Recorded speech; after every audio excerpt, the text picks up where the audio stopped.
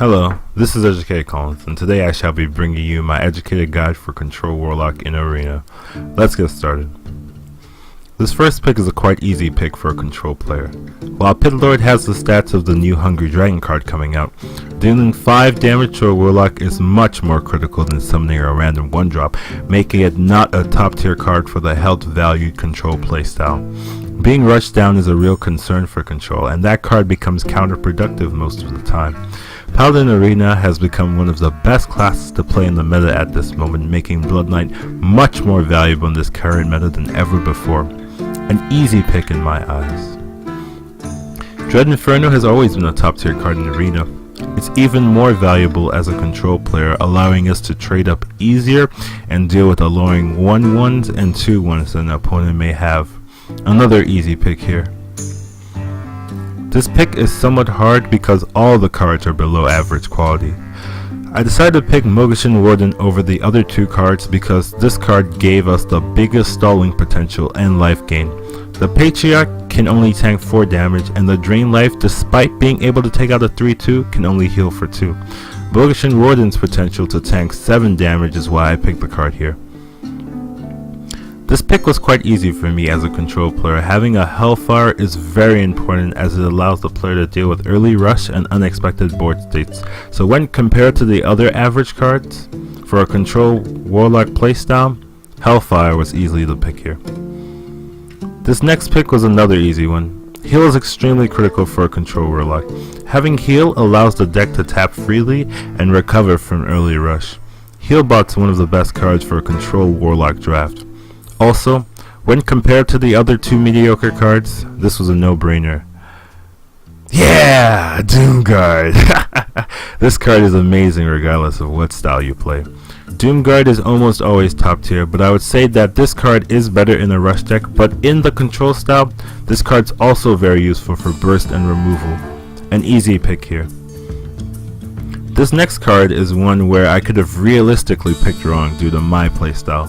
Cult Master is known to be one of my signature cards for the value it brings for control players like myself. Fortunately, I was thinking correctly that day, and I picked up the Ooze over the Cult Master. Looking at our curve so far, we needed some more early game to make this deck perform fairly, so I skipped over a card I don't usually pick up for more early drops. I'm so glad we got to pick up a Void Caller in this draft. I'm going to talk a little bit as to why Void Callers are so good in the Control Warlock draft, and why I personally never skip this card. In Control Warlock, one of the easiest ways to win is through a huge tempo swing. Maybe through Hellfires, maybe through Power Overwhelmings and Soulfires, but one of the most consistent and game-changing swings is Void Caller into Doomguard or Dread Inferno. This is one of the reasons why Dread Inferno and Doomguard are so highly rated for a Control Warlock draft. The tempo swing is so game-changing that it can scare your opponents into playing and trading inefficiently, and the Void Callers have a ton of synergy with many other powerful Warlock cards like Hellfire, Power Overwhelming, Shadow Flame, Void Terror, etc. That having a couple of Void Callers in the deck can literally increase your win rate as a control Warlock player. I'm very happy that we were able to pick one up here. This pick almost looks hard until you remember that the Warlock hero power makes up for card disadvantage. With that knowledge, the Haunted Creeper becomes the clear best pick. One card I really value as a control player is Sunwalker. That card shuts down aggression and forces your opponent to react with your board. It's one of my favorite rares, and I value it very highly. I would also like to mention Mind Control Tech and my opinion of this card.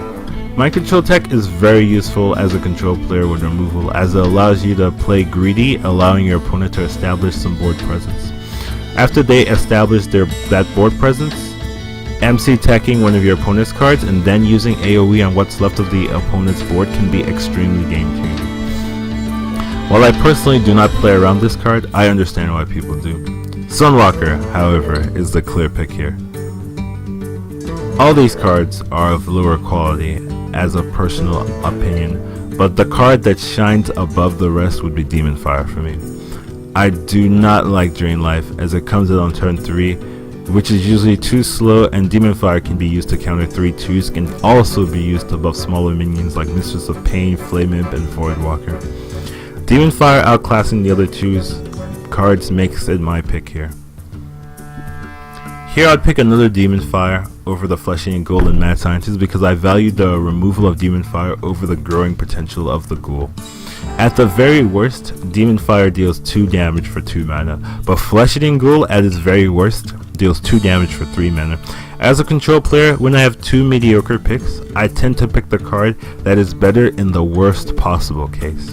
With Flesh-Eating Ghoul, there may be games where you pay 1 extra card mana for the same result, and with the control playstyle, as you tend to gain all your advantage that you lose early in the late game, surviving the early game is all that is required, making Demon Fire the pick here for me.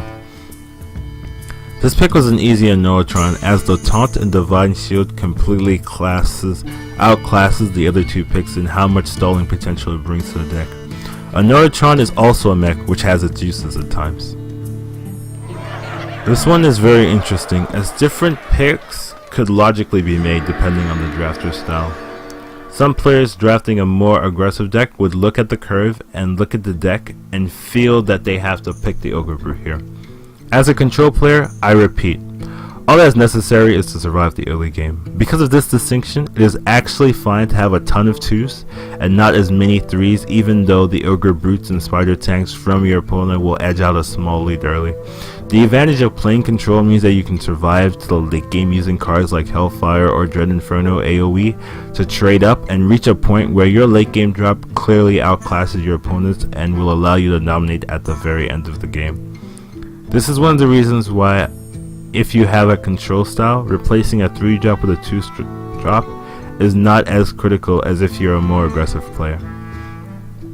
With that in mind, and with what I mentioned before about how effective Void Callers is for Control Warlock, the Void Caller pick becomes clear.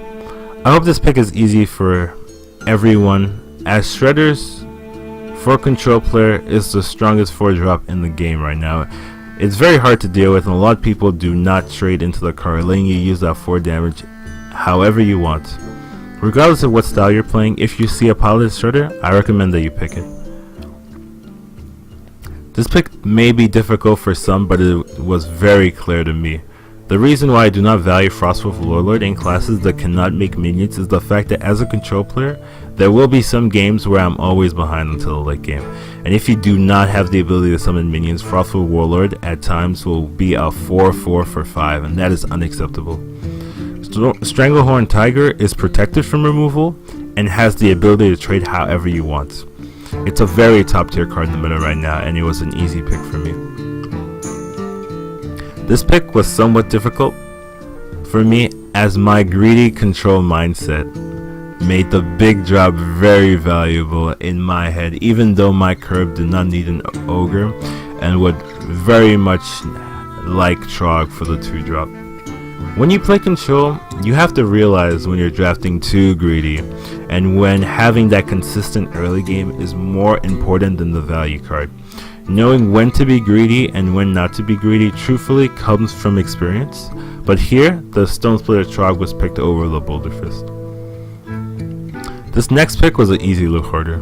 The other 2 cards are very weak regardless of style. This pick was another one where I skipped a signature card of mine due to the class I'm playing.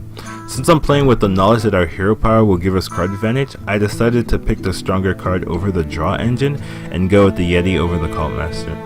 War Golem is just a little too slow in the meta right now to be an actual consideration.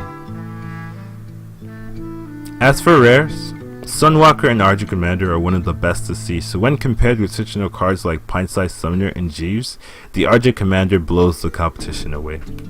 I'd like to mention that my value of Argent Commander and Sunwalker are so close that I will pick them based on what the deck needs. If it's first pick, I usually go with the Argent Commander as it has initiative. Some may be surprised, but this pick was a lot closer than you would think. Mortal Coil and Warlock is very useful for dealing with those 3/1s and 4/1s that people leave behind early because you do not have a pinging hero power. But it was the double Void Callers that pushed the Dread Inferno pick over the edge. This pick was a very easy harvest golem, and I hope everyone understands why it's stronger than the other two cards. I want to mention now that if anyone does not understand any of the picks I'm making, please reply in the comments. I read mostly everything at this moment in time, and if I can contribute any knowledge that I did not mention in this video, I will in the comments below. This pick to me was the hardest in the draft. As a control player, I looked at the Sense Demons and it looked extremely strong to me. Sense Demons almost guarantees a Void Caller into Doomguard or Dread Inferno play, and that tempo swing was so tempting that I made this pick over the Fairy Dragon.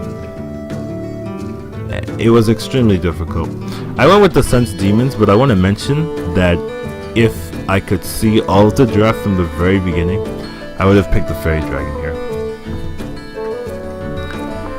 This pick was another interesting one because as a control player, having removal in AoE form is extremely key to deal with early aggression and unexpected situations. So while the Dread Inferno may look tempting to some, it did not look as tempting as Double Hellfire to me.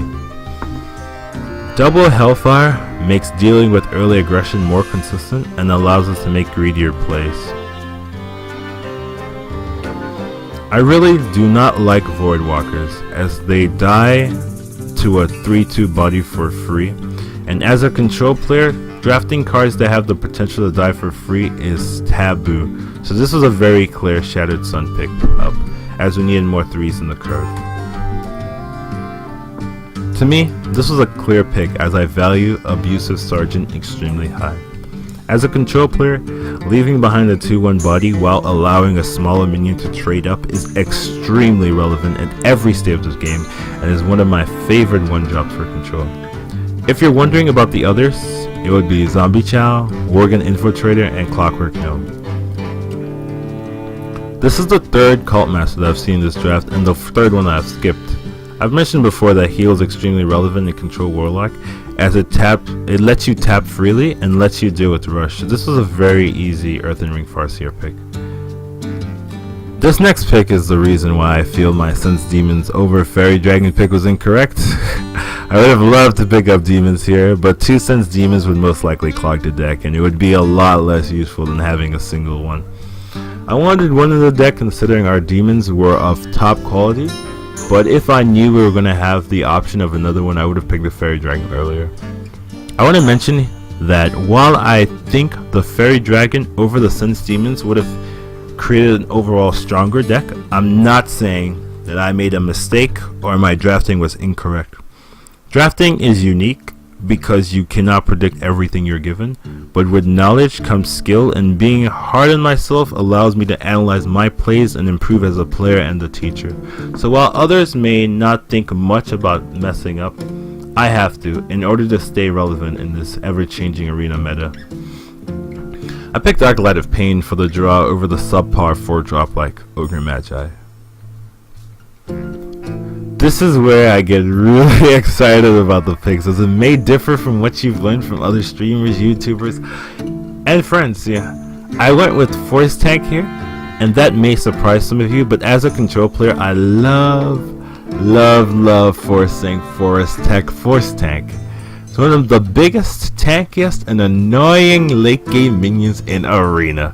The Divine Shield is super critical as it protects you from lots of powerful cards like Flame Strike, Fireball, True Silver, Blessing of Kings, Mage and Paladin cards. I really value this card and I pick it over more aggressive choices. I assume some players would pick Fen Creeper here for the curve, but Force Tank is one of my signature cards. This last pick was another difficult pick for me because of my greedy control nature. My instincts wanted the Bomb Lobber because that card is so strong and game changing that I was almost willing to not be consistent early and skip the Knife Juggler. Fortunately, I thought about this pick long enough and convinced myself that having the extra 2-drop would end up winning us more games than swapping out the Bomb Lobber for a Knife Juggler. Now that the deck is drafted, let's take a look at what Hearth Arena thinks. Hearth Arena gives this deck tier score are 62.4 and listed as a mid-range Warlock. Most likely due to the curve, we have a lot of 2, 3s, and 4s. Not that many 5, 6, and 7s, even though this is technically a control deck. It's because of the reasonable amount of 2, 3s, and 4s that make it a mid-tier range Warlock.